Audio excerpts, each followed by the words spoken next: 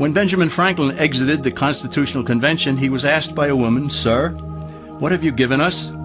His immediate response was, "A republic, ma'am, if you can keep it." Yet most Americans today have been persuaded that our nation's governmental system is a democracy and not a republic. The difference between these two is essential in understanding Americanism and the American system. Before we discuss political systems, however, it's helpful to address the confusion that has been spread about the political spectrum.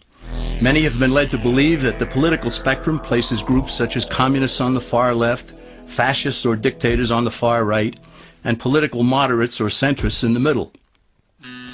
However, a more accurate political spectrum will show government having zero power on the far right to having 100% power on the far left. At the extreme right, there is no government. The extreme left features total government under such labels as communism, socialism, Nazism, fascism, princes, potentates, dictators, kings, any form of total government. Those who claim that Nazis and fascists are right-wing never define their terms. This amounts to spreading confusion. Toward the middle of the political spectrum can be found the type of government limited to its proper role of protecting the rights of the people. That's where the Constitution of the United States is. Those who advocate such a form of government are really constitutional moderates. So let's analyze the basic forms of government. They are monarchy or dictatorship ruled by one, oligarchy ruled by a few, democracy ruled by a majority, republic ruled by law, and anarchy, which is ruled by no one. In discussing these five, we'll see that they can be narrowed down to even fewer. Looking first at monarchy or dictatorship, this form of government doesn't really exist in the practical sense. It's always a group that puts one of its members up front. A king has his council of nobles or earls, and every dictator has his bureaucrats or commissars, the men behind the scenes. This isn't ruled by one, even though one person may be the visible leader. It's ruled by a group. So let's eliminate monarchy, dictatorship, because it never truly exists. Oligarchy, which is ruled by a group, is the most common form of government in all history. And it is the most common form of government today. Most of the nations of the world are ruled by a powerful few, and therefore oligarchy remains. At the other end, we find anarchy, which means without government. Some people have looked over history and found that many of its worst crimes were committed by governments. So they decided that having no government might be a good idea. But this is a mistake, because as the ancient Greeks stated, without law there can be no freedom. Our founding fathers agreed and held that some amount of government is a necessary force in any civilized, orderly society. In a state of anarchy, however, everyone has to guard life, liberty, and property, and the lives of family members. Everyone must be armed, and movement is severely restricted because one's property has to be protected at all times.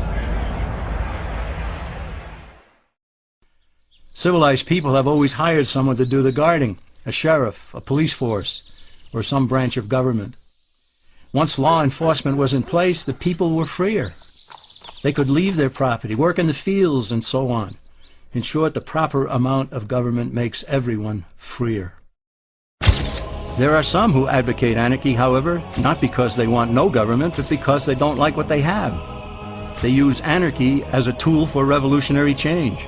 The condition of anarchy is very much like a vacuum where something rushes in to fill it. These calculating anarchists work to break down the existing government with rioting, killing, looting, and terrorism. Tragically, the people living in such chaos often go to those best able to put an end to it and beg them to take over and restore order. And who is best able to put an end to the chaos? The very people who started it. The anarchists who created the problem then create a government run by them, an oligarchy, where they have total power. This is exactly what happened in Russia that led to Lenin taking total power, and in Germany where Hitler's brown shirts created the chaos that brought him to power. But anarchy isn't a stable form of government. It's a quick transition from something that exists to something desired by the power-hungry. It's a temporary condition, and because it isn't permanent, we eliminate it as well. The word democracy comes from two Greek words, demos, meaning people, and kratein, meaning to rule. Democracy, therefore, means the rule of the people, majority rule. This, of course, sounds good, but suppose the majority decides to take away one's home, or business, or children. Obviously, there has to be a limit. The flaw in democracy is that the majority isn't restrained. If more than half the people can be persuaded to want something in a democracy, they rule. What about republic? Well, that comes from the Latin, res meaning thing, and publica meaning public. It means the public thing, the law. A true republic is one where the government is limited by law, leaving the people alone.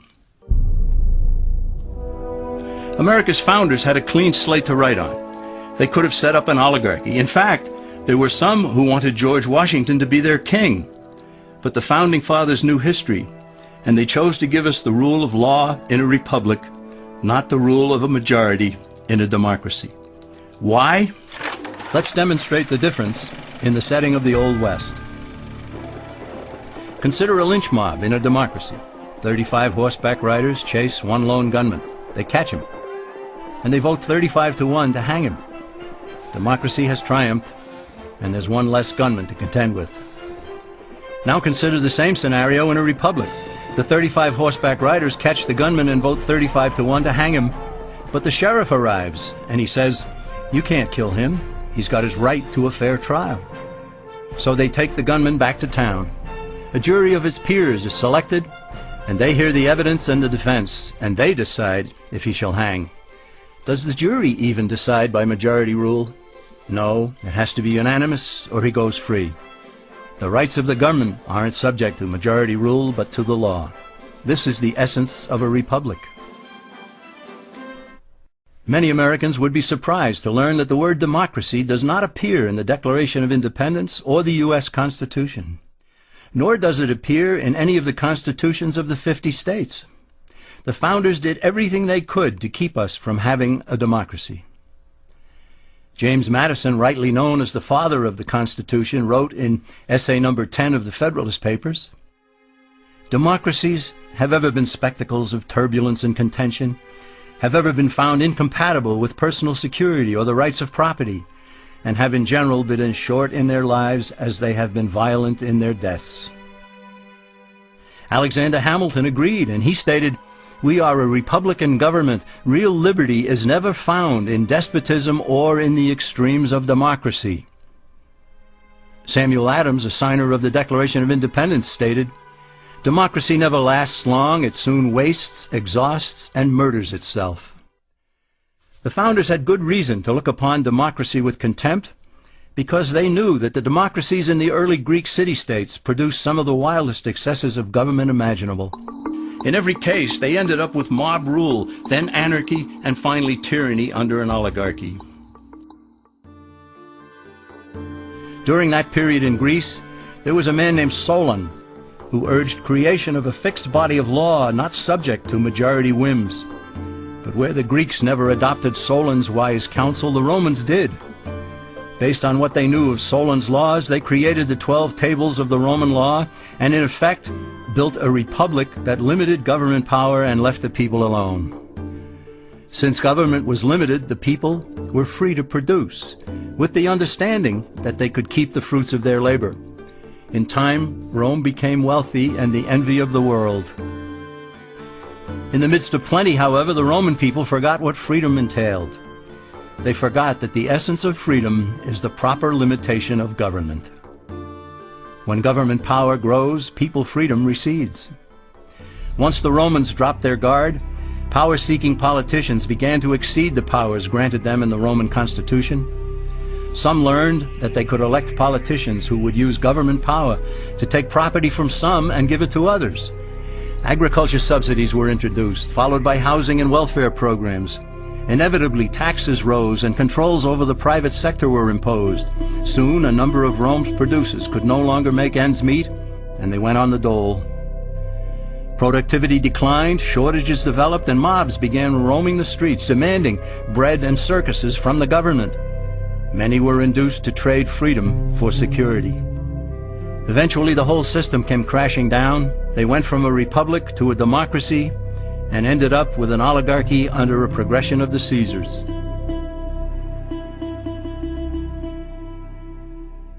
Thus, democracy itself is not a stable form of government. Instead, it is the gradual transition from limited government to the unlimited rule of an oligarchy. Knowing this, we as Americans are ultimately left with only two choices. We can keep our republic, as Franklin put it, or we will inevitably end up with an oligarchy, a tyranny of the elite.